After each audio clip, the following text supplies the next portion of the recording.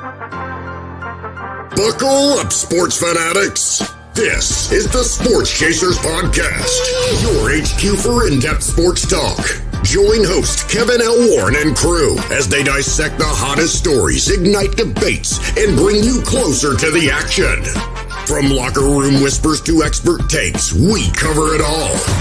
It's game time, so strap in and grab a drink. The Sports Chasers Podcast starts right now.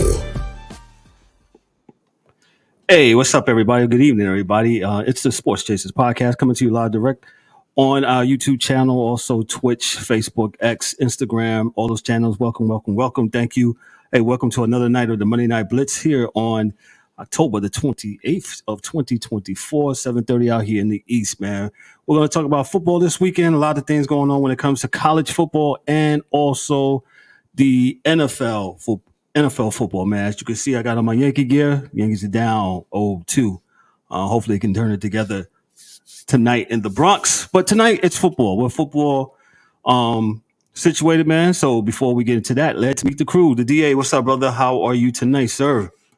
No complaints, man. How are you? I am doing wonderful, sir. Great. Cold weather in the Bronx helps us out today. You know? Yeah, no doubt. The angry one should be happy. His green birds or bird gangs, they're in first place, tied for first place in the NFC West. First and foremost, how y'all doing out there? Sports Chaser land. Yo, man, we got the toughest division in football, man. We tried to tell you, me and DA tried to tell you, man. We tried to tell you. Yeah, what it is. Good or bad. Good or bad. We are who we are. I mean, the record states it yo, man. Let's go, man. Yes. Call of Duty, baby. Call of Duty, yes. So yeah, Colin must have been on one, man. So definitely, man. But yeah, a lot of things to get into in the world of football. We'll talk about the college football, the AP Top 25 here in a second. NFL, a lot of let's go back to college football. Not a lot of okay games this week, but you know, it is what it is when it comes to this. Let me just read this quick call to action if I can find it. No, that's not cool. No, that's not it either. That's not either. Yes. Man, like, click, and subscribe, y'all. That too. Attention, all sports fans. The Sports Chasers Podcast is where real sports conversation happens. Join me, Kevin O. Warren, your host and moderator every Thursday and Monday today for the live shows. And don't miss out on, I said it, Monday Night Football Blitz, which we're talking about tonight during the NFL and college football season. We're streaming on YouTube, Twitch, Facebook, X, and Instagram, as I said earlier, with in-depth analysis and no hot takes and no narratives. We just have conversations, right? So make sure you like, click, and subscribe, as the DA just said, so eloquently to stay updated on all things sports. Catch us on all social platforms, Facebook, X, Instagram, YouTube, and Twitch. Let's build the ultimate sports community together. So make sure you are liking and clicking and subscribing, man. So, yo, with that said, man, let's go to college football. Let's go to the AP Top 25. As I put up, I thought I was prepared there, but I got it right here. The AP 25, not much changes here. You have here Oregon, they're number 1 at 8-0. You have Georgia, they're 6-1. I'll just read who they play next week. Oregon plays, they go to Michigan. They got a bye next week, but they go to Michigan on the 2nd of November. Georgia, they play Florida on the 2nd. They are number 2. Penn State is 7-0. They host Ohio State on the 2nd. Ohio State, like I said, they're number 4. They're 6-1. They're at Penn State. Number 5, the U. The U keeps creeping up. They have Duke. They're hosting Duke next week. They're up 1 from last week. Texas, 7-1. Number 6, they play Florida. They have a bye. They play on the 9th. Tennessee is 6-1. They face Kentucky next week. They're number 7. Notre Dame, number 8. They're 7-1. They face Florida State, number 8. BYU, who's 8-0. They go to Utah to play in their game. Texas A&M, they're number 10, 7-1. They go to South Carolina to play the Gamecocks. Number 11 is Clemson. They're 6-1. They host Louisville next week. And Iowa State is number 11 as well. They face Texas Tech. Indiana is number 13, 8-0. They go to Michigan State. Alabama, number 14, 6-2. They play LSU. They have a bye. They on 1 p.m. on the 9th. Boise State, number 15, is hosting San Diego State, and they're 6-1. LSU, number 16, they're 6-2. They play against Alabama, as I said before. They're on the 9th. Kansas State, number 17, they are 7-1, and they go to Houston to play the Cougars. Dan's Pitt Panthers are 7-0. Impressive win over Syracuse the other night. Syracuse is good. They're number 18. They play an important game against SMU. Number 19, Ole Miss. They are 6-2, and they go to Arkansas. Number 20, SMU, as I stated earlier, then 7-1. They are playing against Pitt next week. Army, 7-0. They face Air Force. They're number 21. 22 is Washington State. First, Utah State. They got a bye. Colorado, their first time into the AP Top 25 this year. They're 6-2. They're at number 23. They go to Texas Tech. 24 is Illinois. They're 6-2. And they go to Minnesota. They host in Minnesota. And to round out the top 25, you got Missouri, who is hosting Oklahoma. And that rounds out the top 25. DA, what you got for us on the top 25? And what do you like? You don't like? This week is pretty par for the course. You're probably going to have a switch with Penn State, Ohio State. Though I like both teams, I just think Ohio State will probably beat them, even though they're going to be playing. It's probably going to be a whiteout in Penn State. So it's always something to see if you want to watch it. It's a lot of pageantry and shit. And Penn State is good. So we'll see, man. Franklin can do it this time, man, because he's not been able to do it, I think, before ever. We'll see. The SEC is about the same, par for the course.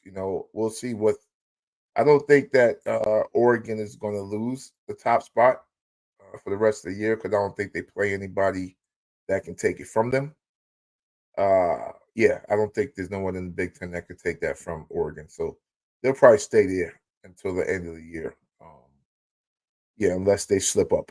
But everybody else is going to be fighting dog fights. So we'll see when the playoff begins because I still believe competition and playing competition all year makes you a better team. It makes you better for dire situations. So we'll see. Now they did play a good game against Ohio State. And I'm going to give them props for that. Texas, not really sure about them going forward. Because, it's about playing somebody. You got to beat somebody. And you got to play in a hard game to prove that you can win a hard game. So we'll see what happens going forward. Definitely like Georgia again. I think they're on the hunt, man. And if the offense even gets to be playing a little bit better, it's going to be a problem. But I like Tennessee as well. So, everything looks about par for the course. I'm happy for Deion Sanders and the team. This will help them with recruiting. It'll help them get kids in there because they're top 25. And if they can stay there, that'll be even better. So that's about all I got. Kev, what you think, E? Kevin dropped off the map real quick. I'm really shocked that these. I just want to see how long these Big 12 teams is going to stay in the hunt, man. Because as you stated last week, I believe, the SEC and the Big 10 is where it's at as far as strength of schedule. It seems like everybody's playing one another, and they are all. It seems like all of them is in the top 25, damn near. And even teams like Vanderbilt. Even teams like Vanderbilt, the quote unquote lesser teams in the SEC is still going to give them problems because they see them every year. So it's going to be interesting, man. And the ACC is like the redheaded stepchild, man. What you got? Miami and you got SMU now because SMU is in the ACC. I still can't get over that. I forgot about them. So no disrespect to SMU. So but again, their strength of schedule is kind of iffy compared to the other conferences. So we'll see how it adds up, man. We'll see. It's going to be very interesting to see when they start breaking down the playoffs and how people are in and how people aren't in. So it's like you said, the strength of schedule and those who were advocating last year for certain strength. Now you got it all mismatched, and you got teams that came from the Pac-12. They're in the Big Ten now. Who knows? They'll be knocking one another off, man. Let me just get to some of these games real quick. Wanted to talk about Miami and Florida State from the AP. Cam Ward passed for 208 yards and caught a touchdown pass. Damian Martinez ran for 148 yards and 2 touchdowns. Number 6 Miami remained unbeaten by beating rival Florida State 36-14 on Saturday night. Mark Fletcher Jr. rushed the score, and Andres Borlagas kicked 3 field goals to help Miami 8-0, 4-0 in the ACC, snap a 3-game losing streak against the Seminoles, who are now 1-7 and 1-6 in the it's critically important to go out there and beat this program and be undefeated in the state of Florida. Said Crispo, whose team improved to 4-0 in the state against this season, having beaten Florida A&M, South Florida, and now Florida State. I think it sends a strong message to all recruits, he says, in-state, out-of-state, and can clearly see the trajectory of this program versus the trajectory of the other programs. And with that, he stamped the lectern for emphasis, the last hit of a night that Miami controlled. So to quickly go to this game real quick, which really wasn't a game, rival game. Yeah, wasn't much of a game. I just picked it from the standpoint. I just thought that it would be, being that it was a rival game, there would have been much of a game, and it's not. And you can clearly see how Florida State has fallen off the map. At 1-7, man, 1-7, and even that one win that they got, even that one win that they got, that was even in peril, so to speak. So they're a couple of breaks from being 0-8. Go ahead, Da. You was going to say something? Not good. That's it. Not good. Coaching, the whole thing is bad right now. Like everybody's giving up, whether they say it or not. They have.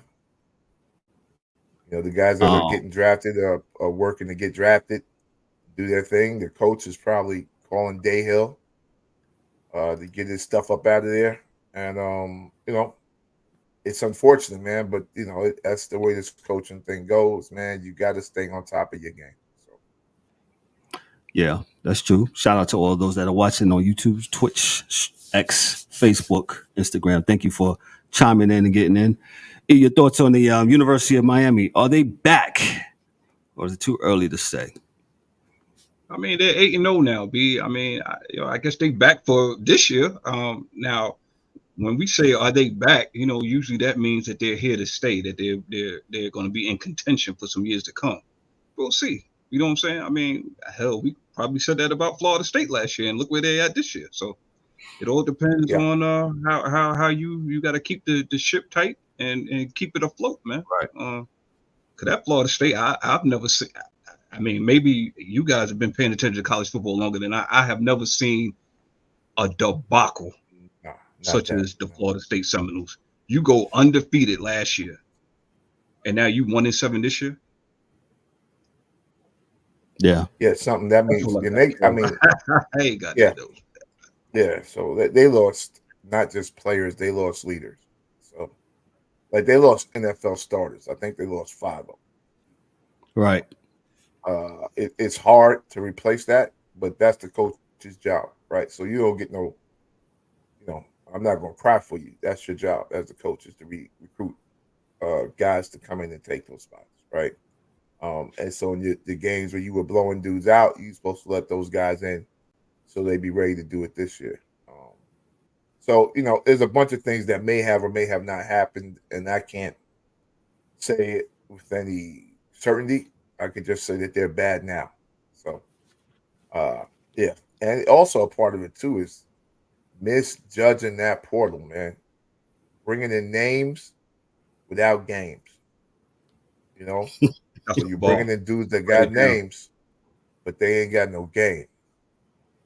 So that happens a lot as well. I know that happens a lot. So, but that's enough on them. I'm not really on just talking about bad teams, man. Definitely. Yeah, DA, that's a bar that you put, man. Bringing in the names with no game. I like that. Let's talk Well, that's about the this. way we said it. Yeah, true. Let's talk about the Ohio State and Nebraska game from the AP from CBS Sports. Will Howard tossed 3 passes, but the number 4 Ohio State needed an interception by cornerback Jordan Hancock with 1:16 left to steal its 21-17 win over Nebraska on Saturday. The Buckeyes 6-1, 3-1 in the Big Ten, bounced back from their loss to Oregon 2 weeks ago, but they sure didn't look like they well-oiled machine they are supposed to be in grappling with 4 touchdowns with the underdog Nebraska. The Cornhuskers had kept it close all day with 3 field goals by John Hull. Ohio State punted 5 times, gave up the ball on downs, missed a field goal, and survived a Howard's interception. Dante Dowdell gave Nebraska its first lead in the fourth quarter with a 1-yard touchdown, and the Huskers converted the 2-point conversion to go up 17-14 with just under 11 minutes to play. Now, I watched a little bit of this game, and I think me and DA were texting back and forth on how Penn State are going to mess around and lose this game. Not saying that Nebraska is bad, because Nebraska is a good program, man. Nebraska has some notable wins. I believe Nebraska's record, if I go They real beat, quick, Nebraska They 3. beat Colorado. So, right? Didn't they beat them early in the year? That defense is They beat serious Colorado, thing. yeah. You think it's going to get worse? The defense wasn't going to get worse. The defense got better, as you can see by 5 3 and outs. Turnover on downs. They stayed in the game with field goals. They didn't stay in the game because their offense is doing anything. They stayed in the game because their defense was laying wood on everybody carrying the football. So that's what Nebraska is going to hang its hat on this year, next year, the year after that. Whether they're good or not, they're going to hit, because now they know they're back to being black shirts. So listen, that Ohio State, this is the first punch in the mouth, and they withstood it and they got through it. But it doesn't bode necessarily well, right? Because there's a lot of other teams that are willing to punch you in the mouth. So, especially if they know that's what works, right? Yeah, so, there true. You go. Gotcha. Your thoughts? Any thoughts on Penn State before I move on? And Nebraska. I'm gonna just say. I mean, Ohio State, Nebraska. Ohio State. Sorry. Yo, man, like you said, man, Nebraska held these guys. That's 221 passing. They had 64 yards rushing on 31 carries. That's less than 300 yards of offense. If this wasn't Ohio State, they would have lost this game. That's all I'm gonna say. No other. If this was any other team, if this was I ain't gonna say any other team, but if Ohio State wasn't the caliber of what Ohio State is, they would have lost this game. DA said earlier about getting punched in the mouth. Well, they got another couple of punches and kicks coming next week, so we'll see what they do with that. Yeah, we'll definitely. See. We'll see how tough you are. Yeah, definitely, indeed. Let me move on to the next game that I said I wanted to talk about here. If I can bring it up, Cincinnati and Colorado, man. So from the AP from CBS Sports, Deion Sanders threw a pair of touchdown passes to Travis Hunter and ran for a score to help Colorado become bowl eligible for a 34-23 win over Cincinnati on Saturday night. Sanders put on quite an efficient aerial show, completing 25 of 30 passes for 323 yards. He completed his first 15 passes, which was the most to start a game in program history. Not bad considering he's getting over the flu. Hunter has 9 catches for 153 yards, including a 34-yard TD grab with 3 seconds left before halftime. On defense, two-way star and Heisman hopeful broke up 4 passes. Travis is the best football player in the country, Colorado coach Deion Sanders said. We all know that. Why are we even deliberating over that? The Buffaloes are eligible for a bowl game over a full season for the first time since 2016. They also went to a bowl game in 2020 during the COVID-shortened year. It's been quite a turnaround for Colorado in year 2 under Sanders. The team finished 4-8 a year ago after a fast start. So from the numbers, like I said, Sanders was 25 of 30, 323 yards, 2 TDs. Good game overall, but Colorado's better. Colorado's a better team. And like I said, I'm absolutely critical of the Colorado Buffaloes, and I got to give them props this year, man. They absolutely looks like they put all the noise behind, and they have been focusing on just beating people, which they have, man. So kudos to them. Kudos to Coach Sanders, and hey, they just got to keep trucking and keep doing it. Who do they got next? Here, I don't know who they got next. I'll have to look at it, but Sanders is playing good. I still think, and they're playing Travis Hunter too many snaps. My opinion. I think that young man needs. Colorado is at Texas Tech. Then they have Utah. They at Kansas and end with Oklahoma State. Yeah, they could win every game they got left. Yeah, I was going to say now that everybody's played a bunch of games, they can win every those games. Kansas bad, but they can win all those games.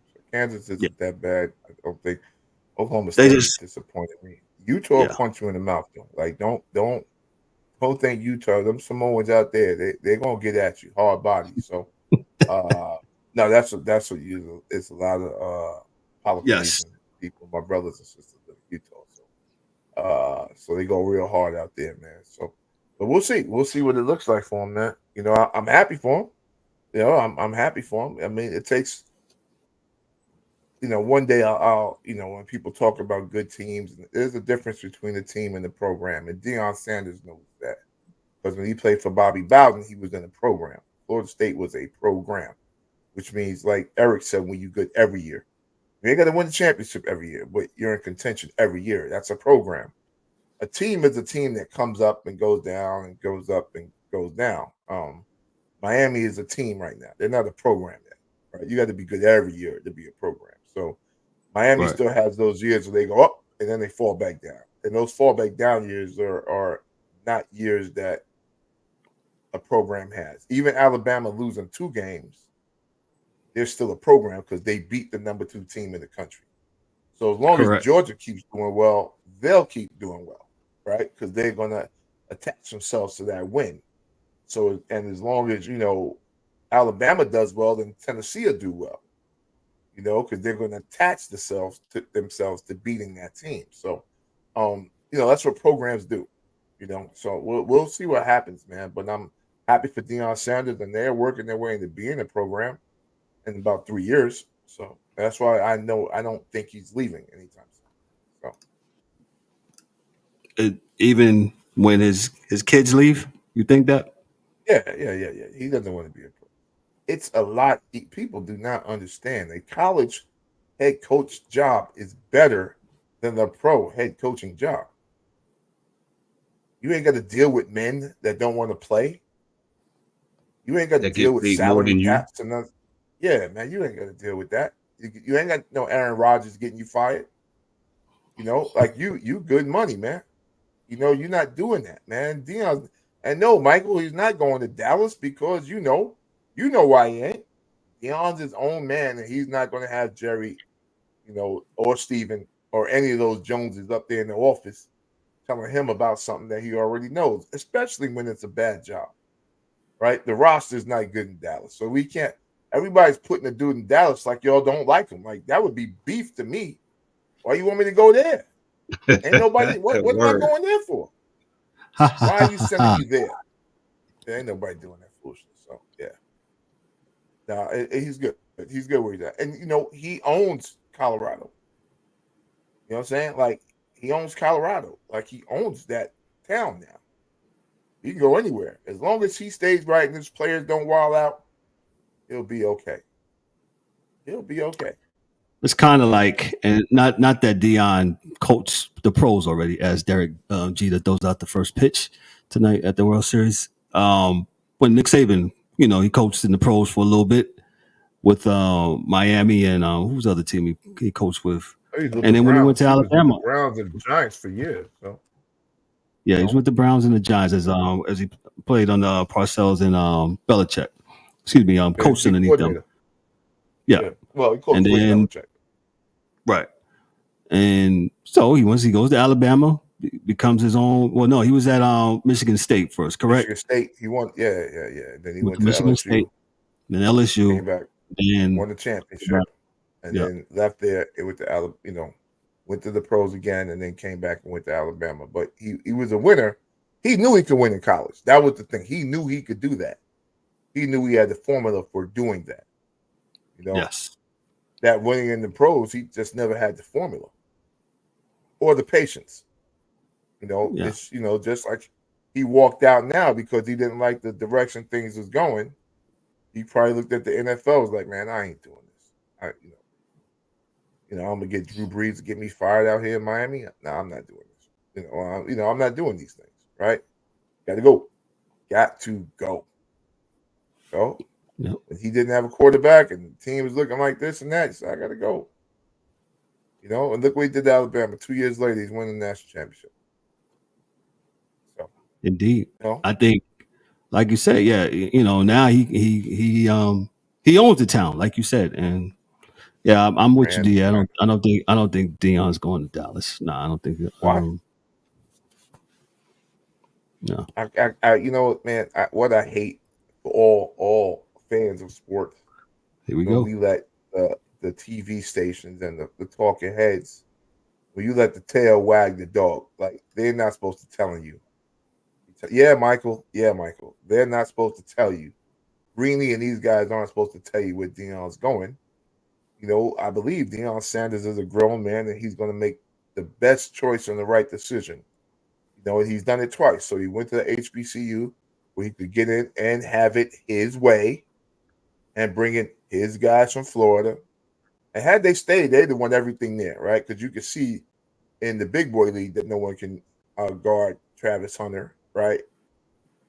So you knew down there it was nothing that you could do with Travis, right? He was running all over the field like kids. So, and then he went to Colorado only because they were going to pay him and he was going to have autonomy. He could do what he wanted. He could bring in the coaches he wanted. He could have T.O. at practice. He could do this. He could do that. You bring in Warren Sapp. All these things, so, so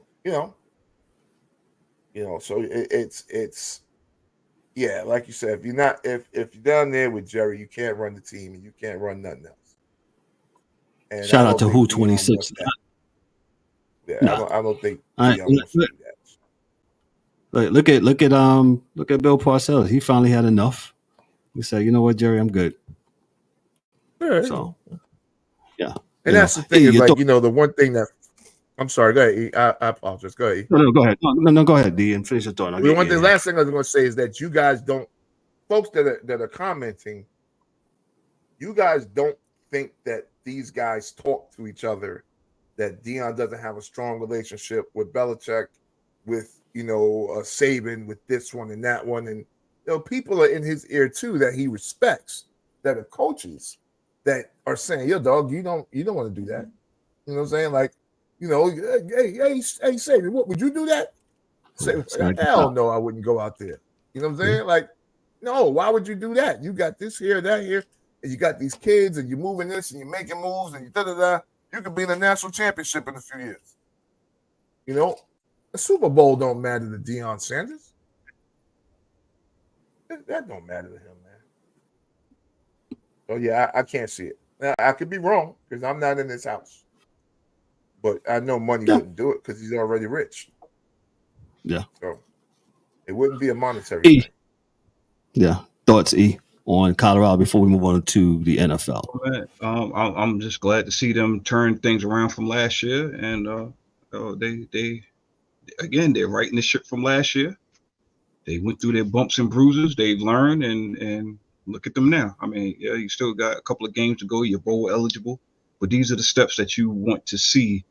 Like DA was saying, that these are the steps. You go from a team to a program. We'll see if Deion's going to stay that long for them to become a program, but they're on their way. These are the steps that you take. So that's all I got. And Travis Hunter, he still got to be in that conversation for the Heisman, man. That dude balling.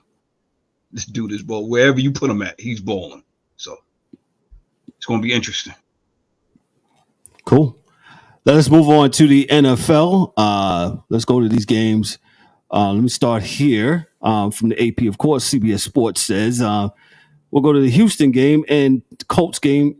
Joe Mixon evaded one defender and they dragged the defensive back into the end zone with him on a 14-yard TD run in the highlight of yet another big game to help the Houston Texans beat the Indianapolis Colts on Sunday. Asked to describe the play, Mixon smiled before answering. He said, "That's how we play Texas football." He said he ran for 102 yards with that touchdown in a 23-20 win. Mixon, who in his first season in Houston after a trade from Cincinnati, became the first player in NFL history to have at least 100 yards rushing and a TD run in his first 5 games with the team. The only time he didn't have 100 yards and the score of the season came in week 2 when he missed almost the entire second half with an ankle injury that kept him out the next 3 games. From the numbers here, the Colts, Anthony Richardson was 10 of 32, 175, 1 TD, 1 interception. Jonathan Taylor, he ran for 105 yards on 20 attempts. Joe Mixon was at 4 stated for the Texans. He was 25 for 102 yards. And Stroud was 25 of 37 for 285 yards and 1 TD, no interceptions, man. This was a good game as I was watching on the Red Zone yesterday. The Texans are playing ball, man, and you gotta give it up to them, man. You gotta give it up to they overcame what almost was they turned snatch almost the loss into a win. But CJ Stroud, man, like I say, he's due for 285 yards, 1 touchdown to bounce as he came back from that victory, that horrible play that he had last year, man, which last week. But last week. But I like how they performed and like how they got it down. They're 6-2 and they're getting it done. There was one they was killing this young guy, Richardson. I know DA is going to probably go wild after this, man, but they was killing the young man because he tapped out and said, "Yo, I need a timeout. I need somebody else to go in." I guess after a run, and people was going wild this morning. People was going wild. So, how does he call timeout and all this stuff? And listen, you're not playing. Shut up. All right, shut up. All right. So, listen, man. This is the problem. He's throwing the ball too much. They're not running enough. Anytime you got what I would call a rookie, because he was there last year, but he got knocked out last year, throwing the ball 32 times or whatever it is, that means your game plan is dead wrong.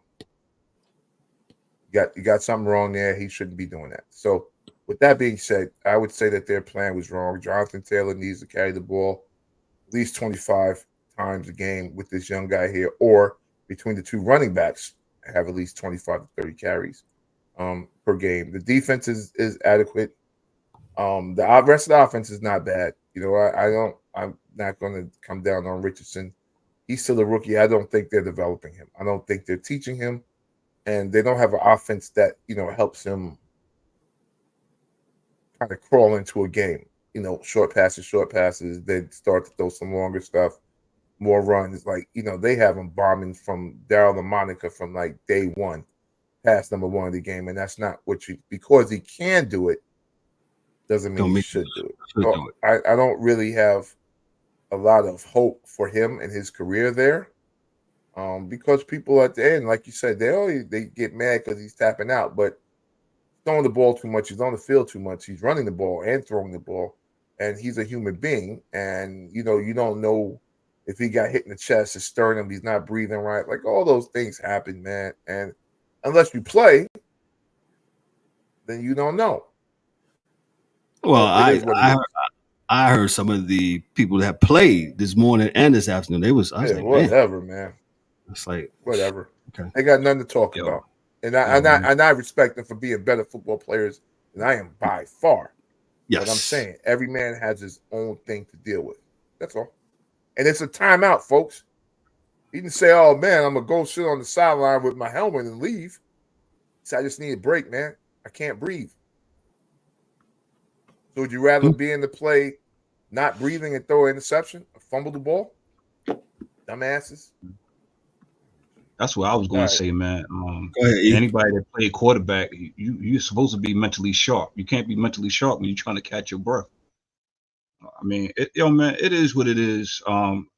DA, I'm starting since you said that, I kind of agree with you. This kind of feels like not along the same lines, but this kind of feels like Robert Griffin III in Washington. I really don't think that the coaching staff really likes his. I don't think that he's aligned with what they want at the quarterback position. It is what it is, man. So we'll see. The Texans, they keep marching right along. They go through this adversity in this game here, and they find a way to win, man. I still on offense, even though Stroud looked better than he did last week, I still feel like the absence of Nico Collins is it has changed the dynamic of this football team on offense, and it is glaring to me. Yes, they did win, but it's glaring to me. He only had one passing touchdown. He frees up everything else on the field for everybody else. So don't know when he comes back. Don't have the information in front of me. But if they keep on winning and he comes back, this Houston team is going to be a problem. And I would say this too, like DA said, man, they're not helping Richardson out. You got this man throwing 30 passes, and it's a 5-step drop, and he's looking, and he's getting pounded yesterday. Houston was coming at him from all angles. Again, I'm not making no excuses. I'm just stating the facts.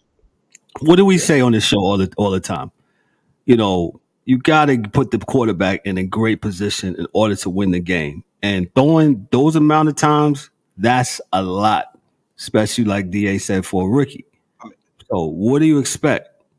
And granted, you know what? It wouldn't be so bad if they wasn't 5-7 step drop backs and you looking 10 to 15 yards down the field every time. Give the man some slants. How about you incorporate some screens? How about you do some of these other things? Yes, they did run the ball. Taylor ran the ball 20 times for 105 yards. Taylor is an all-world back, and people may have forgotten. This man is an all-world back. You can carry that ball 25, 30 times. And I'm not running back there that's good. Taylor, So it's the coaching is what I'm getting at. It's the coaching. Yes. This team is too good to be. I'm gonna just say this. They want the old rifle in that quarterback. So Flacco being there soon. Watch what I tell you. The old rifle. Shout out to the Houston Texans. Yeah, hey. But that's the funny thing. So when you look at the old rifle, look at the passes he's throwing. Short routes. Do quick bow. There you go. You know what I'm saying? It's a setup, man. Sometimes you gotta let the kid do it, right, wrong, or indifferent, but let him have the playbook. And if he can't do it, then you can, you're gonna have the same situation we had with Justin Fields. Please believe that Caleb Williams is not doing anything that Justin Fields wasn't doing last year with far less talent. Please believe that. I'm not even gonna say nothing. I got into an argument the other day about that. I ain't even gonna say nothing. Let's move on to the next game. From the AP CBS Sports, this was a good game too. The Green Bay Packers might have to play without quarterback Jordan Love again. This time it could be a little bit longer. Love injured his left groin on the opening possession against Jacksonville, left the game for good in the third quarter, and then had a front row seat as backup Malik Willis rallied the Packers to a 30-27 victory. Coach Matt LaFleur said he had a high level of concern for Love's latest injury. Love missed the two games in September with a sprained left knee. With Love watching from the sideline on Sunday, Willis completed a 51-yard pass to Jaden Reed that set up a Brandon Mannish second winning kick in as many weeks. Willis completed 5 passes for 56 yards with a touchdown and the biggest completion of the day. The moment never too big for him, and he made a lot of big-time plays in the game, not only with his arm, LaFleur said. Willis found Reed wide open down the left sideline after safety Andre Cisco cramped up and fell down. By the numbers here, Willis was 4-5, 456 yards, 1 TD. Before that, Love was 14 of 22. 496 yards, 1 TD. Trevor Lawrence, he was 21 of 32, 308 yards, 2 TDs, 1 interception. Nah, not bad, right? Cool. Yeah. He played a pretty game, but yes. Bigsby, Bigsby ran had 18 attempts for 78 yards on the Green Bay side. Jacobs 25 attempts, 127 yards, man. Yo, that puts a team, sets up all that play action and all those other items, and where, teams have another look. So shout out to Matt LaFleur putting, Malik Willis in a good position, to win again. Go ahead, DA. I ain't got much to say about this game because I ain't watched much of it. Green Bay has a good team. They have a good roster. They should be okay. Too. What I want to say is that this is going back to what Eric said, man. Malik Willis can play football. When you're in Tennessee and your coaches aren't rocking with you, and you don't have their backing, and they're not helping you to develop, you're no good. They get rid of you. Well, he's not good. He's a bust. Da da da. No, he can play. And then to Kevin, to your point, in Miami, having a competent backup that can go in the game and do something. Still the same guy. Malik Wilson. I'm not talking about two different players. I'm talking the same guy. Right? So it just goes back to like my man, my if I was coaching, my mentor would be Mike Tomlin. Coaches run away from coaching. Period. He said that Coaches again today. run away from coaching. They're not wanting to coach. Because you got a kid that evidently is better than Will Levis. Evidently better than Will Levis. Yeah. But you didn't have a staff that was willing to let him be better than Will Levis. That's all. So, yeah, I'm done on this game. God bless them all. God bless him. Hey, I'm watching the TV screen. It looks like Fat Joe had a response back to Ice Cube. I don't know what he sung. Stop. This is where sports is going, huh? Yeah, okay. I ain't even gonna say nothing else, man. I just had to throw that out there, man. I ain't even gonna say nothing. Anybody that was listening, I couldn't tell because I got the sound muted. Looks like it looked like Fat Joe was doing all the way up, man. But I guess that was the response. They should have had guns and stick them up. No, Peter. Uptown baby. Uptown baby. Please. Yeah, man. It's a family show. Please. Hey, yo. I'm gonna just say this, man. I rather would have had Kiss. I rather would have had Jada Kiss, man. Yeah, I think you said that the other day. Said on that stage, man. Yo, man, I'm here in New York, man. I'm not in Connecticut. I'm not in Miami. I'm not nowhere else, man. I'm here. That's all I'm gonna say, man. Shout out to Fat Joe. Joe, yeah, he got money. He left the Bronx, but he couldn't have stayed in the Bronx because he was. Let's go. Yeah. Noses are growing. I'm gonna steer the ship back, man. Yo, man, Green Bay is built. They're built for the playoffs. They run the ball. They don't shy away from running the ball. They play sound defense behind it, and whatever they can get from their quarterback, that's just the cherry on top. Jordan Love got some cleaning up to do, man. You can't throw the ball to the other team.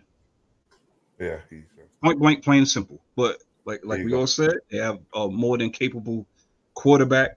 Back him up. Malik Willis, obviously, LaFleur has some confidence in the young man. He goes out there and he lays out the game plan for him, and he's been fine thus far. So, I think it's two games starting this year, and this game, I think he started two. So started two, 3-0 so far. So hey, it is what it is, man. Jacksonville, I told y'all, man, I didn't. Look, Trevor Lawrence is far from a bad quarterback, but you got to get a man some help. Yes, he threw for 300 plus yards, but again, it's fine that you can throw to this guy and this guy and this guy. But when you need that critical third down, who is your guy? He doesn't have that. Sorry. And this team is not as good as that Houston Texans team. So this is why Houston is where they're at the front of the division and why Jacksonville is at the tail. I think Jacksonville is going to be a seller by the end of this week. I just don't know who they got. I know the Ravens need some defensive help. Marlon Humphrey and those guys are hurt, but they need some help. I think they'll be sellers. I know the Niners are looking for a wide receiver. I don't know who, but defensively we're getting guys back. But let's go, Kev. I don't know the rest of the games. I don't even want to talk about the rest of the games. They're trash. Go ahead. Let me just go to this one real quick from the AP CBS Sports. Kyler Murray never lost confidence, even with the Arizona Cardinals down by 2 scores in the fourth quarter. He knew he was capable of making the plays his team needed. Murray drove the Cardinals in position for a game-winning field goal by Chad Ryland as time expired for the second straight week, and Arizona spoiled Tua Tagovailoa's return from a concussion, beating the Miami Dolphins, or Miami Ponies, one-trick ponies, 28-27 on Sunday. Murray says, I like us. I want the ball in my hands. I want the ball in our hands. With the guys that we have offensively, as long as we stay on schedule and we execute, I think we can be one of the best offenses in the league. Murray led 2 scoring drives in the fourth quarter to rally the Cardinals from a 9-point deficit. The first ended with a 2-yard touchdown by James Conner and got Arizona within 27-25. The second was a methodical 13-play, 71-yard march that took the final 5 minutes and 1 second and ended with Ryland's 34-yard kick. A week earlier, Ryland was good from 32 yards on the last play to beat the LA Chargers 17-15, man. Yo, shout out to the Cardinals, man. They're right at the ship. They're 4-4, like E and the DA said. Yo, the Cardinals, and they play in the NFC West, which is the by far, gotta say, is the toughest division in football. And with that said, Murray was 26-36, 307 yards, 2 TDs. He did not turn the ball over. Conner was 20 of 53 yards rushing. Murray ran for 5 attempts on 19 yards. Marvin Harrison Jr. had 7 targets, 111 yards, 1 TD. McBride, Bad boy. That's a bad dude, man. 124 yards, man. He definitely Tua wasn't bad in his return. He was 28 of 38, that's 34 yards, 1 TD. And what's this? Mozart had go ahead. You were saying something? That was one to ask. What was the running stats? Running stats. Mozart had 19 yards. What's his name here? Oh, not good. That's it. Shane had altogether, DO. I'm gonna save Kevin. I'm gonna save Kevin some right. Altogether they rushed for 25 times for $150 with 2 touchdowns on the ground. So you're muted, DA. Yeah. So look, man. I'm not going to jump on Kevin's thing because Kevin got a lot of things with the Dolphins I don't want to get into. But what I will say, with a cat who's coming back from a concussion protocol, the running game should have been his best friend. And, it didn't make that apparent, right? I mean, because the Dolphins were really great last year when they ran the ball and then they let the cheetah and waddle loose. But you got to run that rock. You got to bring those linebackers up. You got to get that space. And when you don't, man, listen. So what teams are saying is, we can let the circus in. Let Tyreek and them guys do whatever they're going to do. But we're going to hold the ball from you, keep the ball from you. So when we have it, we score. And we'll take a bet that, 60% you may score, 60%, 40% you might not score. So it's, that's the 100% right there, 60-40. And they're not scared to just let you go out there and do what you do. But if you run that rock, it helps your defense. Because neither one of those teams have great defenses. So, no. As Freddie Freeman hit one in the right-hand porch at Yankee Stadium, it's 2-0 Dodgers. I don't have to turn that on. Law and Order's on. It ain't over yet. Nah, we ain't going out like that. Nah, bro. Nah. Man, look, man, I'm about to buy a bottle of Blue Label. Man. Nah, it ain't a wrap, man. I got to buy me a bottle of Blue Label for my butcher, man. I'm not happy. All right, just to let you know. All right.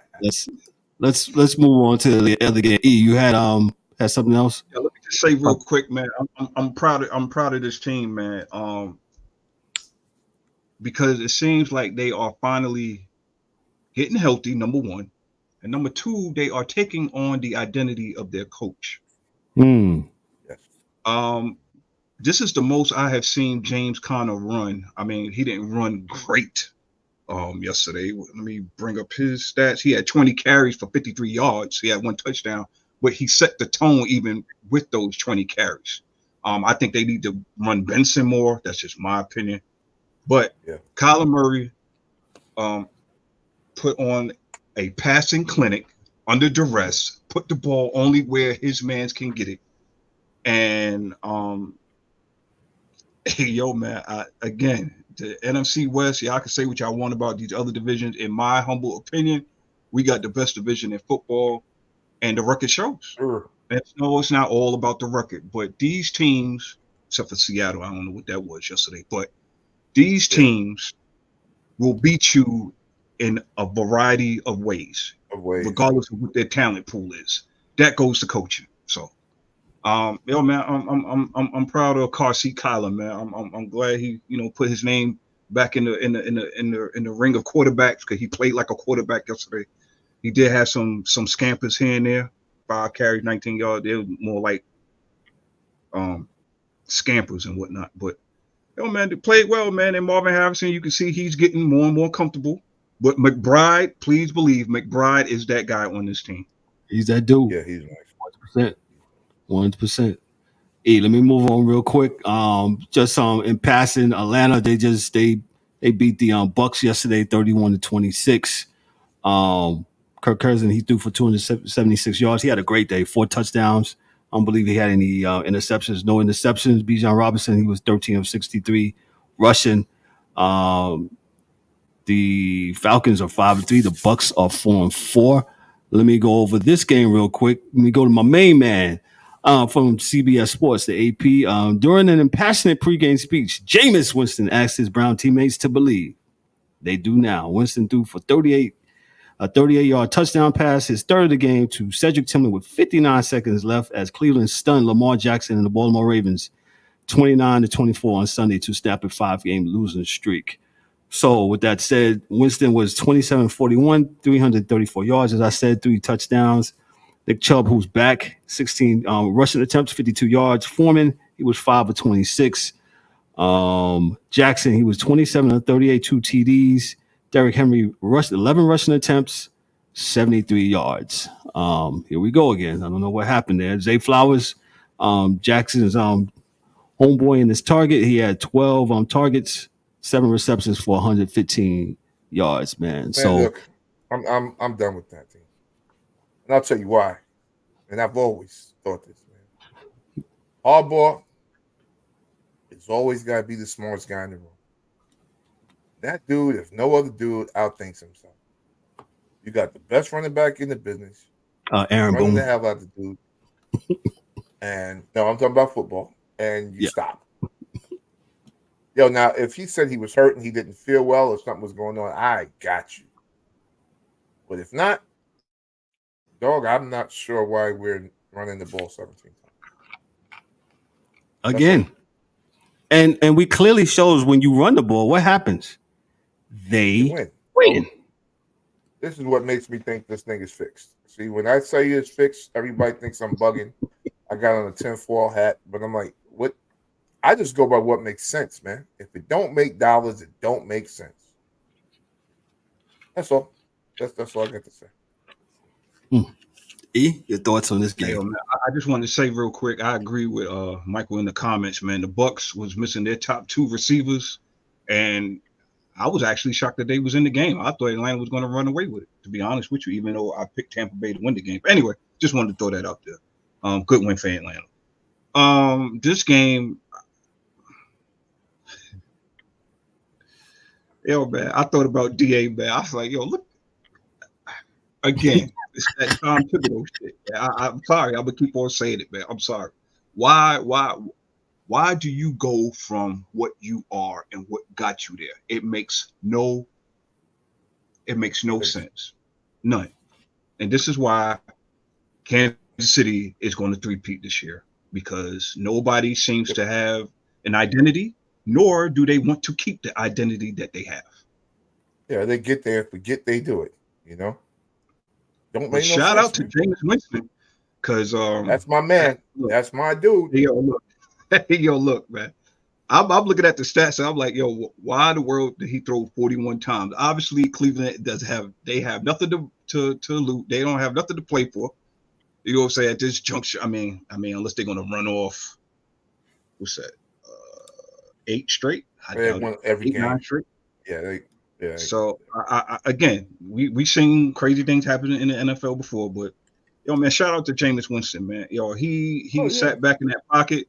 He was hardly ever touched by the Baltimore defense. He sat back there and he had 5, 7, 10 seconds to throw the ball to wherever he wanted to go to, and he connected. It wasn't like guys was wide open. He put the ball in some tight windows as he always has. So shout out to Jameis. You know what? Go ahead, I'm sorry. Yeah. Michael's right. I agree with. I'm sorry. Michael's right. He should be a star. Y'all gotta remember, man. The dude threw for 5,000 yards. Wasn't but 2 years ago. Now, yeah, 20-some interceptions. That was with New Orleans, right? With New Orleans, like, listen, folks. It's not act like the cat can't play.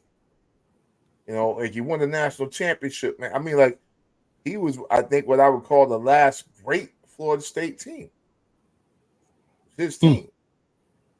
So he was so nice. He went back the next year when they played Clemson, and he wasn't even playing for them. He was in the pros by then. They went in the locker room at halftime and talked them into beating Clemson the next year. So he's also a leader. Now, what I'm saying to you, Joe, man, you know, never said nothing bad. Bided his time behind Deshaun Watson. Whether he thought he was a better quarterback or not. Didn't say no bad words, you know, and just got out there to get his opportunity and took it. So I'm not really shocked by him having a good game because the guy can play. I always knew he could play. So yeah, shout out to Mike Bristol. Yeah, Jameis does give some very interesting sidebars and interviews when he talked about Eminem on yesterday, man. So listen, like you said, DA, he can play, man. He definitely can play. He should probably be starting on the team, as you can see on yesterday. How how the quarterback played from the last couple of weeks when Watson was in to now, you know, it makes a lot of sense. And like how we said, you know, I don't know how sometimes organizations don't have competent backup quarterback play because, you know, it's the NFL. Players get hurt, and you might need somebody that's actually gonna. Hell, a lot of them don't even have competent starting quarterback play. So how are you going to expect them to? Yes. Never mind. I'm not even. He could play right now. I was about to go there, man. I can tell you that. I was about to go there, but you know, I'm trying to keep it short tonight. I got you. Yeah, I'm fired up today. Carolina, you know, there's a lot of teams that he could be starting right now, and not starting forever, but starting where he could teach a younger dude behind him what they need to do to get better. So, because that's the type of dude he is. There's a lot of teams he could be doing that. So, it is what it is. Yeah. Kevin, one thing before we go, and we talked about my man Brock Purdy, right? Talk about the money. Mm-hmm. Everybody thinks I'm crazy. Brock Purdy only has one fourth quarter comeback.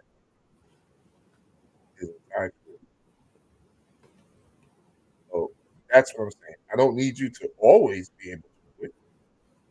I just need sometime, once in a while, right? You're behind in the fourth quarter, you get her done. Whether it's you run it, whether you throw it, whether you take it to yourself, drop kick the ball, do something to help us win a game. When we need the game and we're behind.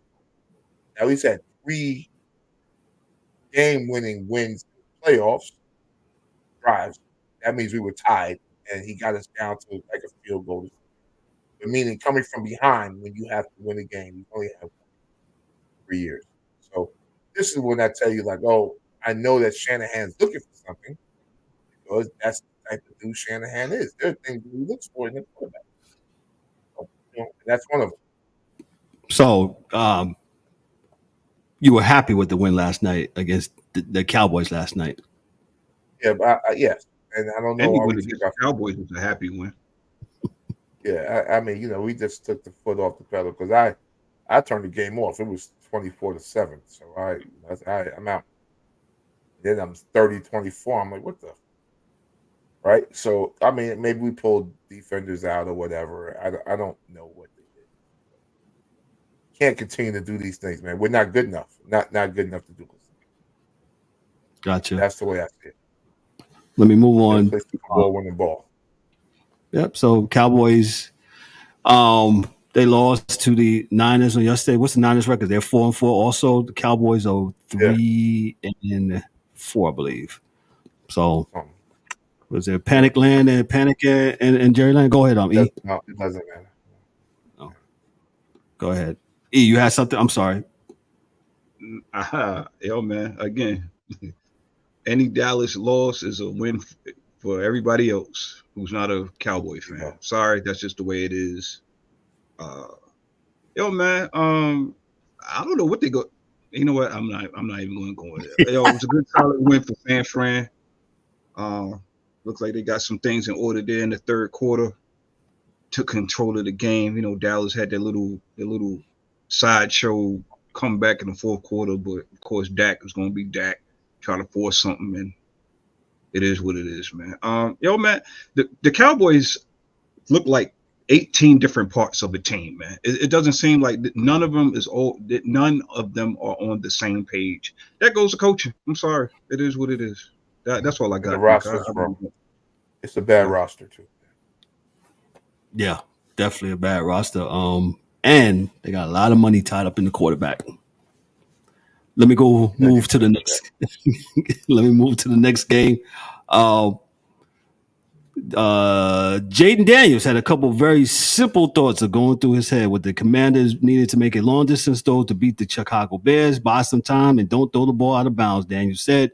Daniels scrambled around for nearly 13 seconds and heaved the ball from the Washington 35-yard line, and no time on the clock. The pass tipped off the hands of Zach Ertz, short of the field goal line, and into the waiting arms of Noah Brown, who was standing all alone in the end zone for a 52-yard Hail Mary touchdown that gave the Commanders an improbable 18-15 victory on Sunday and sent players and coaches and fans in a frenzy. The rookie quarterback never even saw Brown make the catch. He just heard the screams. Let me go for the numbers. Daniels was 21-38, 326 yards, 1 TD. Robinson Jr. had 65. Yep, 65 yards. Rushing, Eckler was 7 of 52. Caleb Williams was 10 of 24, 131 yards, no TDs, no interceptions. Swift, he rushed for 18 attempts, 129 yards. And good, yeah, definitely good. Yeah, Swift is having a good year. I'll give it to Ryan. Ryan's on it. Ryan, can you hear me? What's your thoughts on this game? Yeah, I can hear you guys. Can you hear me? Yes, we can hear you, sir. Yeah. Chicago was outplayed the whole game, and they made a good comeback. They made a good comeback, but they gave it away at the end. It's a fluke play, guys. I'm like, it's. People can say, oh, you got to do this, you got to knock it down, and you got to pick it off. Well, sometimes it's just a fluke play. Sometimes you're better off trying to pick it off than knock it down or what have you. So it's just fluky, man. It's luck, man. So it was a good game. They both of the rookie quarterbacks. They had their moments. Caleb struggled a lot, but it just looks like, what do we always say about Mahomes, right? And again, I'm not comparing nobody to Mahomes, but no matter how bad he plays, he finds a way to win, and that's what it looks like with Daniels. He's poised. He just finds a way to win. They believe in him. You know what I'm saying? Like the whole team, you can tell the whole team has confidence with him. So it's and to see the DB, taunting the fans 4 seconds, while the play's going on, man, that's just not a good look. Oh no, It definitely wasn't, Ryan. You're 100% right on that. It wasn't a good look. But you know what's funny? and the Galley G. I'm Yeah. sorry, Kev.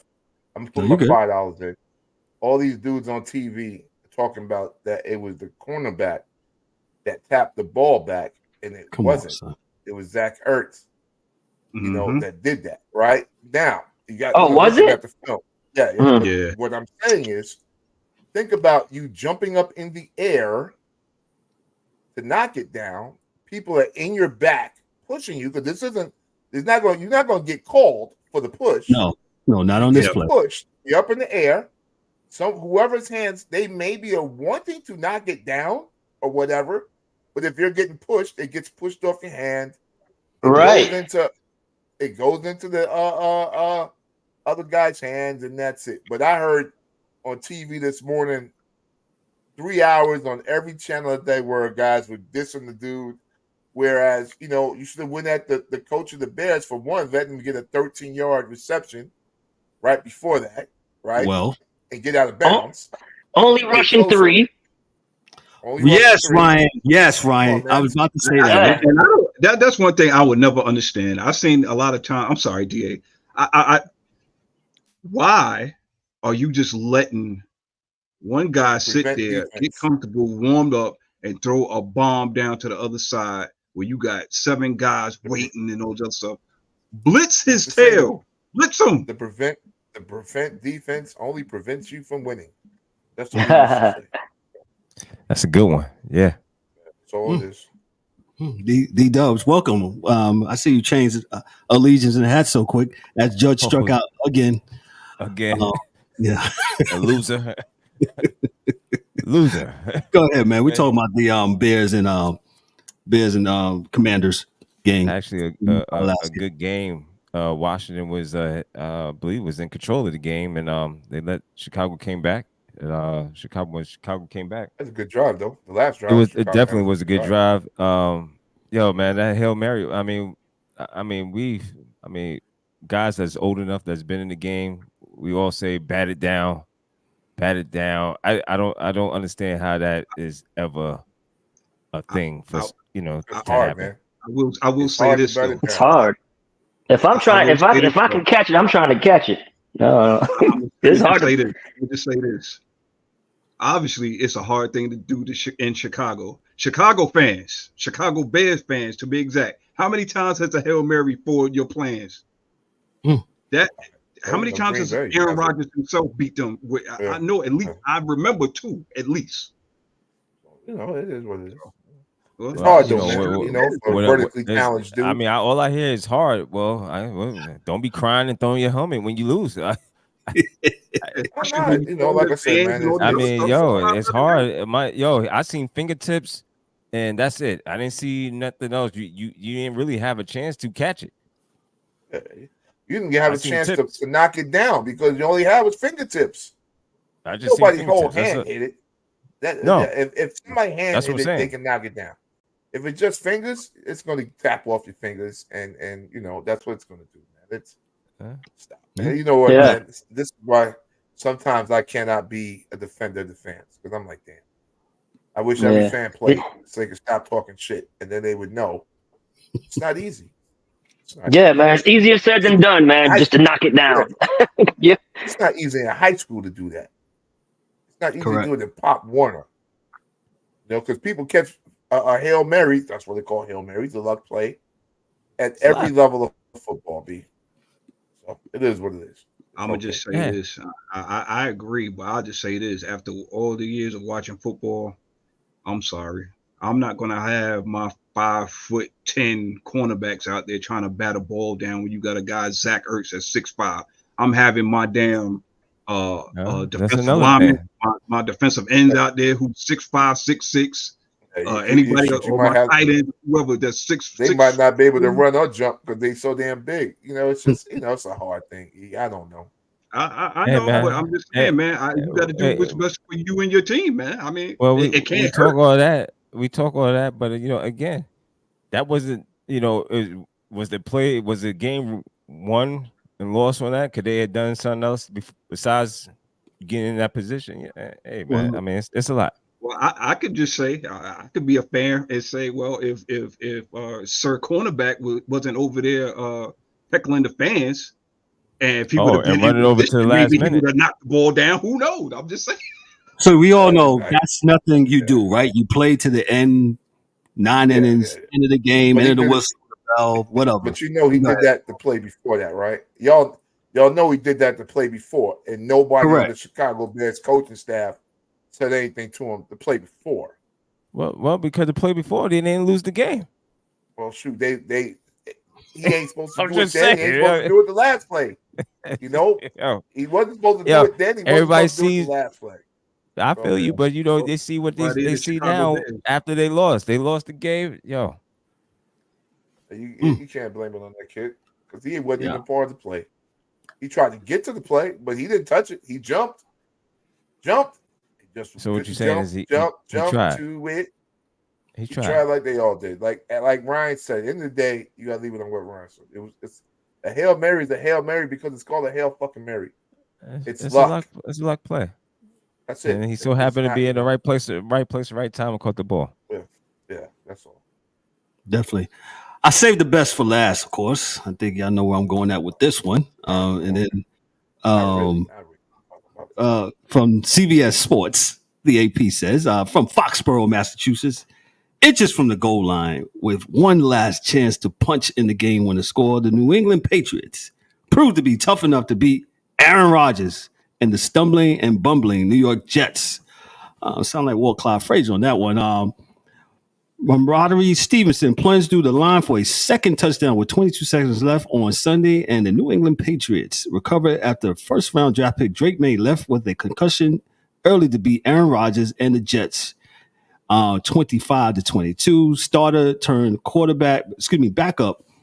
Jacoby Brissett replaced the quarterback who replaced him and led the Pats 2-6 on 2 fourth-quarter scoring drives, snapping a 6-game losing streak and sending the Jets 2-6 to their 5th loss in a row.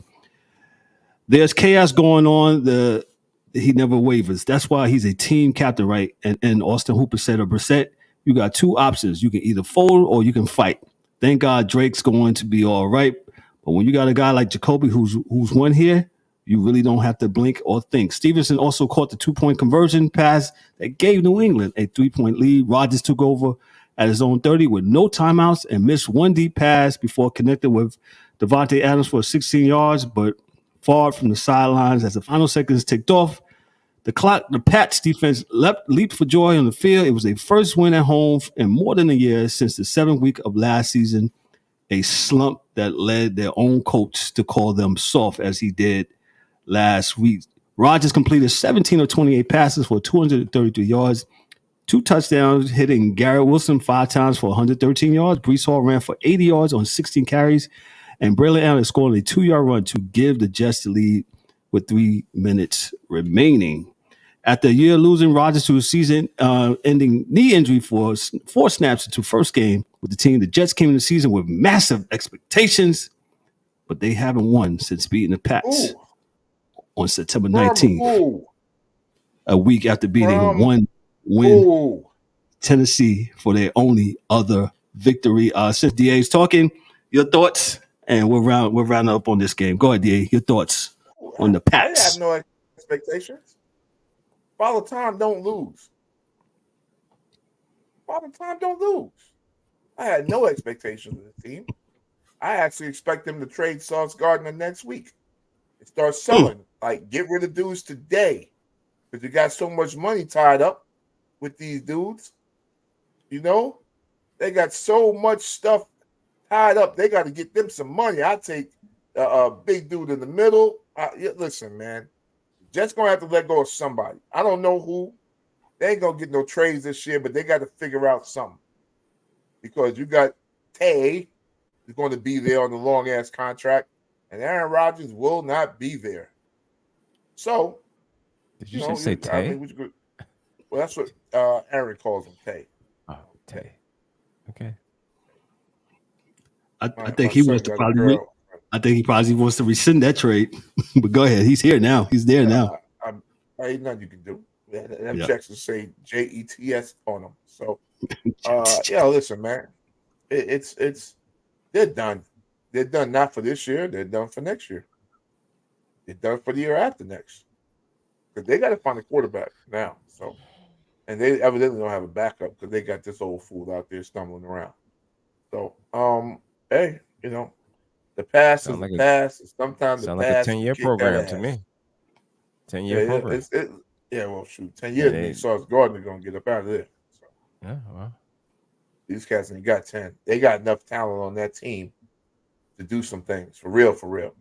But and I mean everywhere on that team, at every level of that team. Offense, defense, linebackers, DBs, D-line, O-line. They got talent all over the place. They just don't have a mix of guys that are willing to give it in. Like, they don't believe. So that's the issue. But, go ahead, D. I'm not a Jets fan. So go ahead, E. I'm not a Jets fan. I'm gonna just say what I've been saying. This is the Jets, ladies and gentlemen. The New York Jets, Jets.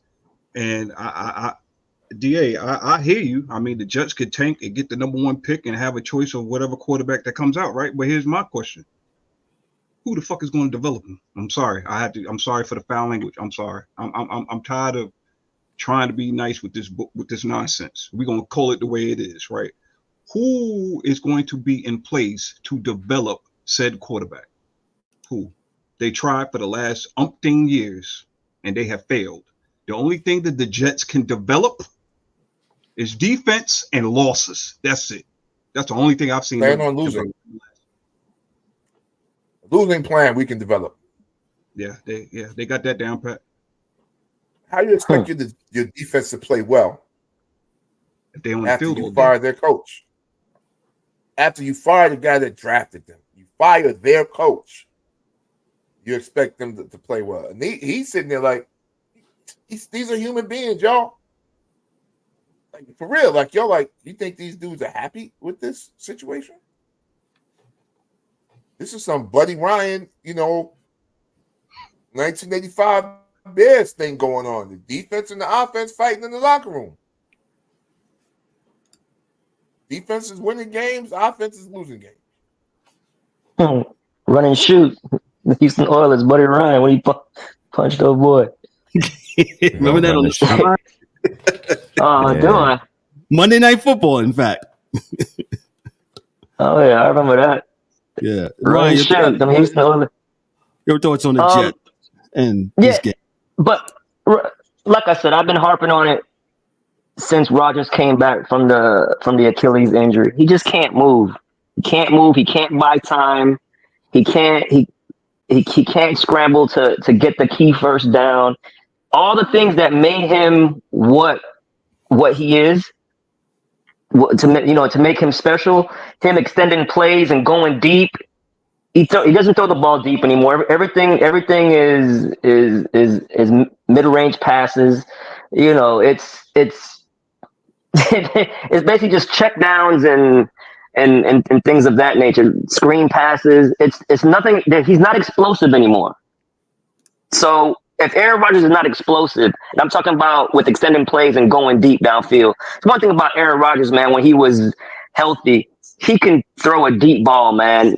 And you can't say he doesn't have the weapons now. You got Adams. You got the kid, the wide receiver who's awesome. So Garrett Wilson. So you have a running back who's good. So it's Aaron. Aaron is the problem. He is the problem. Aaron Rodgers is the problem. He can't get the guys the ball what they needed. There's no run. There's no rack. There's no run after the catch. They're just not explosive. The game is just methodical. Hey, can I make one more point about that Chicago game really quick? Yeah, go ahead. My apologies.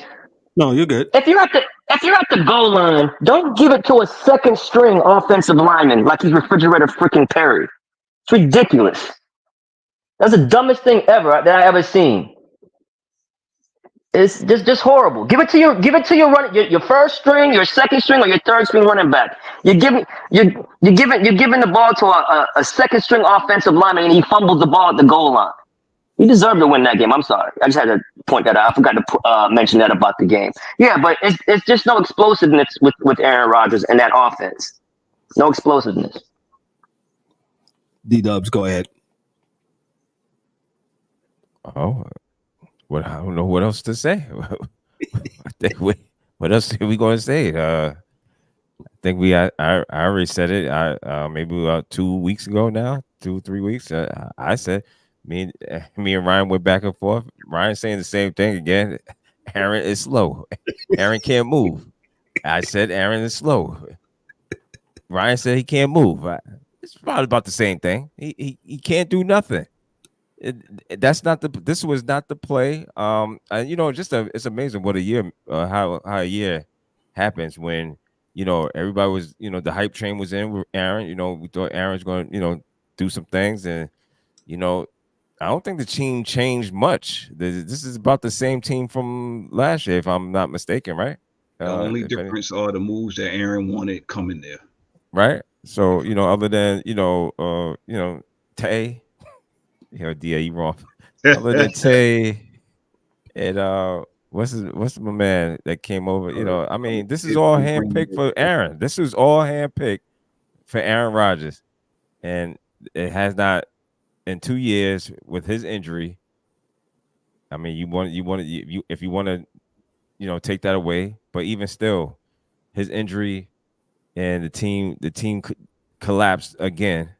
And now you got him playing, and they collapsing again. I mean, it's just like, yo, this is not it. This is not the play. I agree with DA. They're gonna have to have a fire sale and get rid of some players or whatever they must do, because this is not it. They're gonna have to.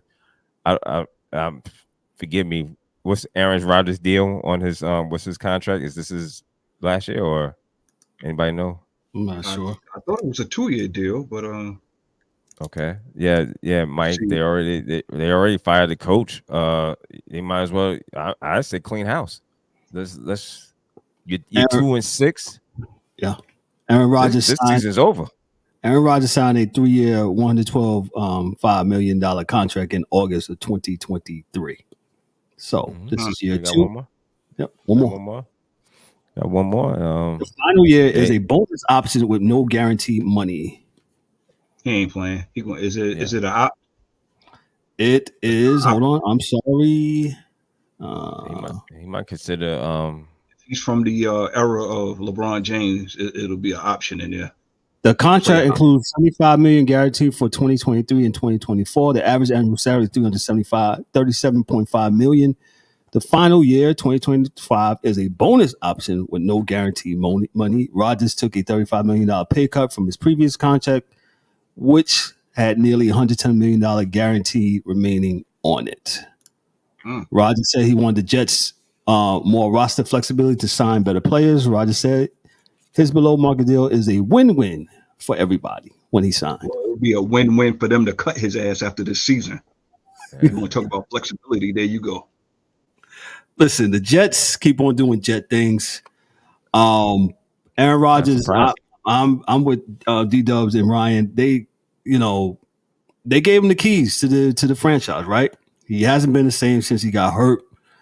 Then what's really locked him in is these moves that he wanted. He wanted these moves, right? Whether you said with the coach Rob Saleh, he said had nothing. He's denying plausibility. But he didn't say he wanted to be back either, right? So with that said, these are all the moves that he made. He's got to answer for this stuff. Got another man in there. What's the other coach? Jesus, the offensive coordinator. Yeah, offensive.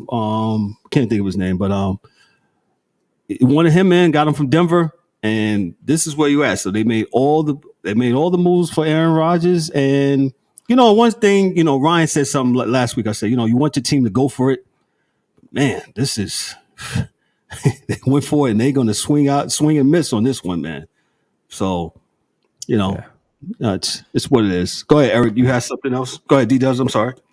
No, again, like I said, Jets doing Jet things, trash organization, just like a couple other organizations. This is nothing new. The Jets have continued to do, foolish things and can't get right. They are the definition of can't get it right. So go ahead, E. That's all I got. I don't have anything else, man. It's just like D-Dub said. It's crazy how what a difference a year makes. All the Jets players was, all the what was it, Hard Knocks. They was all excited. This and that, the third. Oh, they got Aaron Rodgers. All of a sudden these receivers know how to run routes and practice in practice. And then he gets hurt and all this other stuff, and then now he comes back, and it's like, oh man, what did you? We said this week one. We said this before. What did you expect? A 40-year-old quarterback coming off of an Achilles injury. Oh, but he was the MVP. How long ago was that? We gonna keep on living in yesteryear? Okay. Oh yeah, I mean that's what we like to do.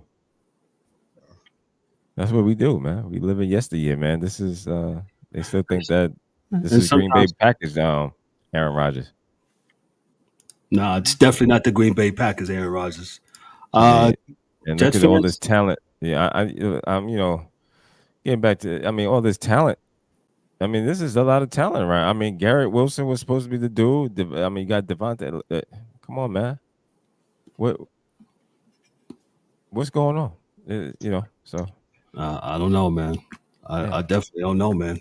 But we'll see. The Jets are 2-6. I don't think they're going to do a fire sale. I think they're going to continue to keep on playing and play it out, because it would be a sign of like they're giving up and that the moves that they made were wrong. Oh, okay. I can say that also. Okay. I'm just saying. All right. I don't think they do a fire sale. I think they continue to march on, and they try to make the playoffs if they can. It's going to be hard too. Yeah.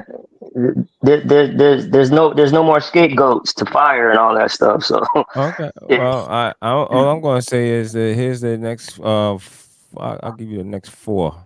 Houston, Arizona, Nope. Indianapolis, maybe Seattle. They go to Seattle. They're home. They're home for Seattle. That might be a win. And then they at Miami. And Miami's at Miami, at Jacksonville, home for the Rams, at Buffalo. But they'll be lucky to get 2 more wins, B. I'm just saying. I mean, this is a wrap for them, man. I'm not putting no more stock in these Jets, bro. Yeah. You know who keeps on winning? The team that you say you ain't gonna double cross no more. Kansas City won again. They 7-0. So hey. Ryan, real quick before we get out of here. Ryan, real quick, your thought on FSU coming down to Miami and getting beat. Your thoughts. You didn't come on early, so I just want your thoughts. To be honest with you, I thought it was going to be a lot worse. Oh, the beating. Yeah, I'm a FSU fan. I like I said, I root for all the South Florida teams. South Florida teams. When I say root for them, like I want them to do well.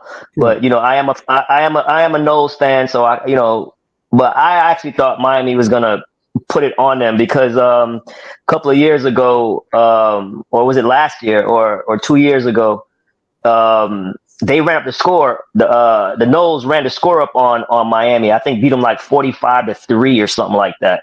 So they kind of took their foot off the gas. They're doing little gadget plays at the end. They got the gadget play that where Cam Ward caught the touchdown. So that was pretty good. But man, it's just not a good time right now, man, to be a Knowles fan. The whole entire team from last year that went undefeated in the regular season are all gone. Everybody. So, it's just, they just did not hit in the portal like they did last year. So that's what happens.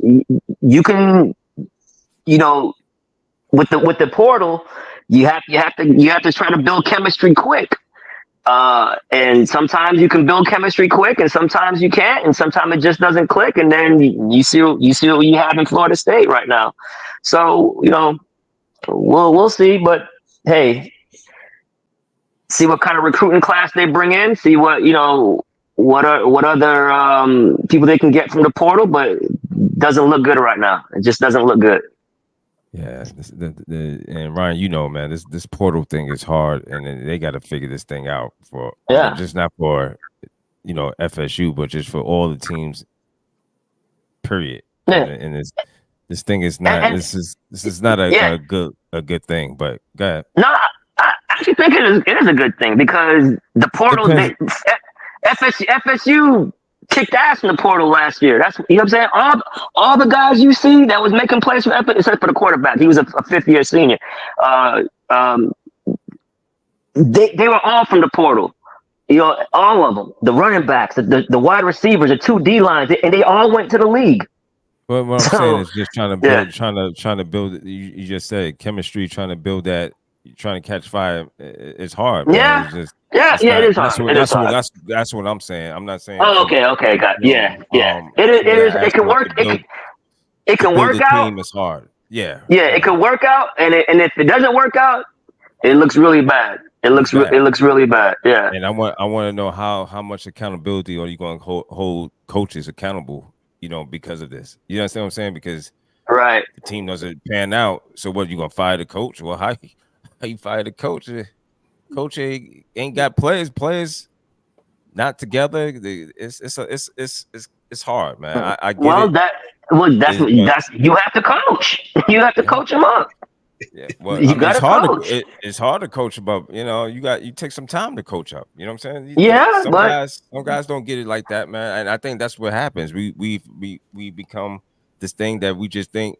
You coach guys up. These guys don't get. Some of these guys don't get it like that. They don't get it like that. But right. But sometimes they do. But it's just is. Again, man, it's and I know they created this mess. They created this thing. Like Clemson, like Dabo. Dabo didn't want nobody from the portal, and he believes in, hey, I'm doing it. I'm just getting my recruiting class, and we're building from within with our recruits. We're not getting no portal. We say good luck with that because you gonna find yourself on the other side of that, but right, but ever since he lost that first game, they've been playing lights out. Yeah, Yes, kudos to him, man. And I mean, it all goes to it's hard. It's hard, bro. It's hard, man. I'm not going to say because all these coaches are not the same. We know that, and it's. We put a lot of pressure on these guys to you better perform, man. It's a hard job. I wouldn't want it if that's my only way to eat, and I gotta rely on kids that they too busy TikToking and all this other stuff, and got other things. Distractions. Well, but that's why you get paid a lot of money, these coaches. So you gotta coach. Yeah. Yep, definitely. Listen, we're out of time for this game. Just real quick note: Yankees are down 3-0, and also 3-0. Yeah, already. Yeah, in the top of the best hit one. Yeah, I hit. What's that guy? Who hit a home run? Run? Freddie again. Freeman again? Yeah, that's his third. This dude done wrapped up the MVP. Yeah, that's his third, man. This things continue the way it is. It's 3-0, top of the third. Muncie is up, and hey Ryan, I don't know if you can see me, man, but I can see you, brother. However he switched, I switched. I didn't even see that, bro. I didn't even see that. That's crazy. Yeah, kid. I don't feel and if you're a Giant fan like me, Giants are tied with the Steelers at 6-6 in the second quarter, so. We'll see. Yeah, Mike. This guy don't do good in the postseason. I don't know. Man, some guys ain't built for it, man. I mean, that's just what it is. I mean, listen. I don't want to even say he's not built for it. Huh? I don't want to say he's not built for it. I don't know. This is the wrong time. This is the wrong time. You can't. It's a wrong time to just go strike out. How many X's Mike got on? But the thing, but and the funny thing is about it, he normally hits for average though. That's why I'm so like confused about it, because he's normally hitting. He's not like Stanton when it's like either home run or just, you know what I'm saying, or just a strikeout. And now Stanton is the one that's you know, hot. like hitting for average. They have switched. Yeah, That's a good point, Ryan. That's a good point here in the postseason. I don't know. I think I saw a stat today. Judge is batting like 198 all time in postseason play. Like I'll have to pull it up, but yeah, it's not good. And you know, you get compensated for that. You're gonna have to definitely deliver, man. And so I don't know what it is. I hopefully they're turning around. Else on Wednesday night, because we'll be on Wednesday night, we'll be talking about a sweep. So if the Yankees don't get their stuff together, and I know we're talking football, Aaron Boone, you know, sometimes just too smart for the room, man. Just too smart for himself. I think all the analytics. How long have we been calling for Aaron Boone? Man, I don't know nothing here, bro. You know what I'm saying? Because evidently nobody, me and you talk about this. I've talked about Aaron Boone getting out of here for several years now. But, you know, I don't know. But I'm with Michael. I think Judge needs a longer bat because he keeps on stretching out over, trying to catch something way over that's out the strike zone, but he's swinging at it. I don't get it, man. I don't understand how you've been. I know how hard it is to hit a baseball. I get it. I don't do it. So I'm just giving my honest criticism. Okay. I do not understand how either you, Aaron Judge, go get yourself a professional hitting coach, or the Yankees go delegate one, or what have you, right? Everybody and their mama and their baby mama knows that if it's a breaking pitch out over the low end of the outside part of the plate, your monkey ass is going to swing. And you're going to miss. Fastballs, yeah, you hit those because for some reason you can see them coming at 90, 99, 100 miles an hour. With them changeups, you can't hit those, bro. Sliders, curveballs, can't. That's what it is. Don't throw them no fastballs. And when it comes to the playoffs, I tried to explain this to my sister. When it comes to the playoffs, you're not beating up on them little. I ain't gonna call them bums because they're all professionals. But you're not facing the Pittsburgh Pirates. You're not facing the damn Seattle Mariners or whoever else. You're facing the cream of the crop when it comes to the playoffs. You're not. I mean, to be honest, what we call them, CD pitches. That's what you would call it, a CD pitches, man. I mean, those are, you know what I'm saying. You're not. Those are most of the year. That's where you'll get some A pitching, B pitching, B plus. Good point. But then you know you go throughout the years, them dog days of summer, 162 games, man. You're gonna see a lot of C's because the A's and B's are trying to rest up, trying to get some rest the shoulder, whatever, the arm. So you're not gonna see that. So, but yeah, man. Well, you got a point, Michael. I ain't wanna point it out like that, but yeah, pretty much. We won't call him on here, Michael. But we thank you, sir. But a great show. Remember, we won't be live on Thursday. We'll be live on Wednesday. So either we'll be talking about the Yankees and the Dodgers being tied at 2-2, or we'll be 2-1 or whatever, or this is a sweep. Who knows? Also, we'll talk about some WNBA. That WNBA has fired 7 of their coaches. We'll talk about that. Ryan will get into that a little bit. I read that. I was like, wow. I said 7 coaches have been fired or whatever, let go, parted ways, whatever you want to say it. They're no longer with the organization. So we'll definitely talk about that. We'll talk a little bit more about football and some of the things that have fallen out from the NFL and the college football season. Dan will be with us to talk about the NHL and the NHL standings and what's going on with the NHL, man. So part shots, I'll give it real quick to Ryan. Ryan, what you got before we get out of here, sir? Man, good show, guys. Good show. Good show as always. We got NBA. NBA is in full tilt now, so we'll talk some more about the NBA coming up. But yeah, man, all the firings going on in the WNBA. So we'll see what happens. But good show. Thanks, guys. Yeah. Yes. E, what you got for us, sir, before we get on out of here? Yo, man, great show, man. Thanks for everybody that chimed in viewership land, comment land, all that good stuff, man. We appreciate you. Yo, man, I ain't got nothing heavy, man. Great. It was a okay weekend of sports. I mean, you had a lot to choose from, but oh boy, I tell you, we got the Yankees and the Giants on in the same night. Lord, I'm going to bed early. Thank you, E. You got the Yankees, Knicks, and Giants all playing tonight. Yeah, Knicks are playing tonight. Y'all been excited for the Knicks during the regular season, man. I'll wait till the playoffs. I ain't got nothing. 78-72 Knicks winning third quarter. So they're looking pretty good. D-Dubs, what you got for us? Yo, nothing heavy. Apologize for a little tardiness, but I had to get some things done. Yo, shout out to everybody. Shout out to everybody that was watching, listening, subscribe, like, share, all that good stuff. What else? Yeah, man. I don't know, man. These Yankees look tired to me, man. I don't know. They may not. They may not look like the '96 team. Or no. Nah, there no resemblance of any of that. So but good show, guys. I don't know. Did y'all talk about San Francisco and Dallas losing again?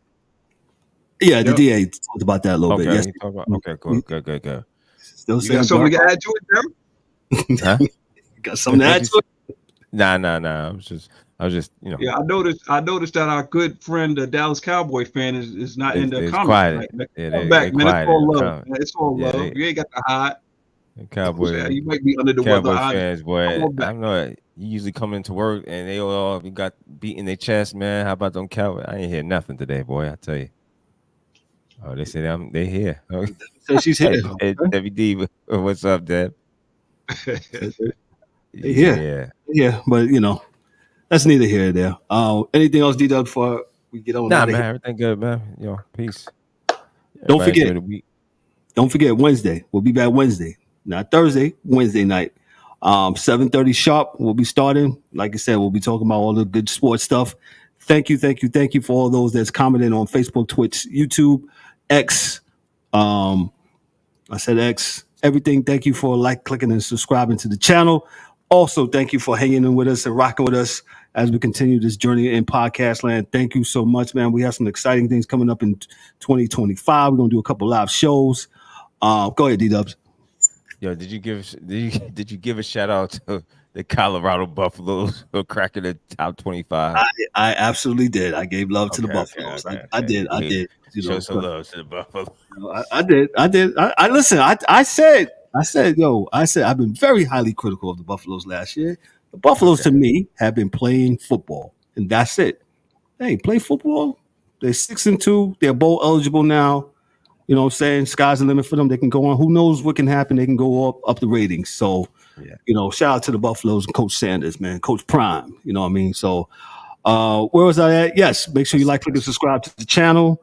Make sure you also hit us up on the podcast side and give us that five-star review. Give us some nice, loving comments. We appreciate all that continue to rock on with us. Thank you so much, man. But I don't have anything else. We're going to get on out of here. Make sure Wednesday night, 7:30. Don't come here on Thursday. You'll just get a repeat of the show. Wednesday night will be on. So we'll be talking about all the other wonderful stuff in the world of sports. So on behalf of myself, I'm Kevin L. Warren, your host and moderator.